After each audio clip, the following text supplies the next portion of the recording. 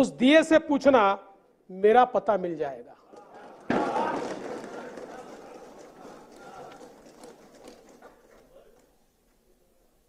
आज या निमित्ताने या सभागृहाला आश्वस्त करू इच्छितो, कोणतीही शंका मनात ठेवू नका। जी जी आश्वासनं आम्ही दिलेली आहेत, ज्या ज्या योजना आम्ही सुरू केलेल्या आहेत, एकही योजना आम्ही बंद होऊ देणार नाही। ज्या लाडक्या बहिणींनी महायुतीवर प्रेम दाखवलं, हे अधिवेशन संपल्याबरोबर डिसेंबर महिन्याचा हप्ता त्यांच्या खात्यामध्ये आम्ही टाकतो। आणि काहीच बदल नाहीये।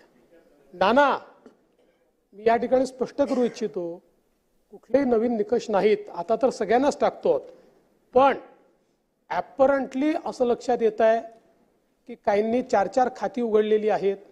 तर जसं समाजामध्ये चांगल्या प्रवृत्ती असतात, त्याच्या काही वाईट प्रवृत्ती असतात।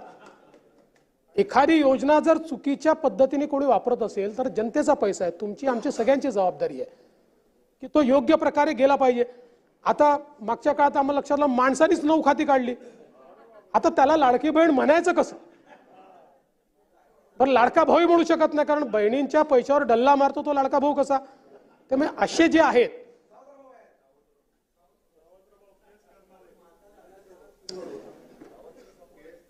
त्यामुळे शेतकऱ्यांच्या संदर्भात आम्ही दिलेली आश्वासनं असतील, युवांच्या संदर्भात दिलेली आश्वासनं असतील, ज्येष्ठांच्या संदर्भात दिलेली आश्वासनं असतील, समाजातल्या वंचितांच्या संदर्भात दिलेली आश्वासनं असतील, ही सर्व आश्वासनं या ठिकाणी आम्ही पूर्ण करणारच आहोत। आमचे मित्र भास्करराव या ठिकाणी नाही, पण माझे सरकार याच्यावरच त्यांना परवा आक्षेप होता। आता तसे फार हुशार आहेत ते, इतके वर्ष त्यांनी राज्यपालांचं भाषण देखील ऐकलेलं आहे। कदाचित शाळेत असताना नागरिकशास्त्राला दांडी मारत असतील ते,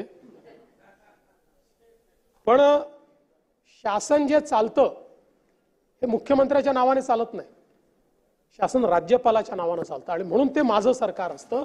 म्हणून राज्यपालांनी माझं सरकार म्हटलेलं आहे। तथापि माझे मित्र भास्करराव नसल्यामुळे मी त्याच्यावर जास्त या ठिकाणी बोलणार नाही।